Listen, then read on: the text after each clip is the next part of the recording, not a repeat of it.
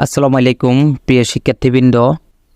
আগামী 9 তারিখ আপনাদের তথ্য যোগাযোগ পরীক্ষা অনুষ্ঠিত হতে যাচ্ছে। আপনারা সবাই জানেন ইতিমধ্যে অনেক স্টুডেন্ট অনেক রকমের চিন্তা টেনশন পড়ে গেছে। তথ্য যোগাযোগ প্রযুক্তি সারা বছর পড়াশোনা করি নাই, বা এখন কিভাবে পড়াশোনা করব, কিভাবে পাস করব। তথ্য যোগাযোগ প্রযুক্তি অনেক হার্ড, অনেক কঠিন।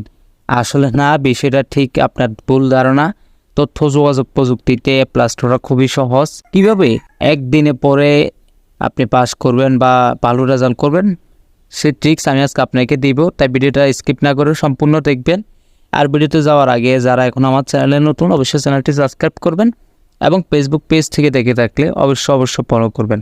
তো চলুন কথা না বাড়িয়ে মূল ভিডিওতে চলে যাই।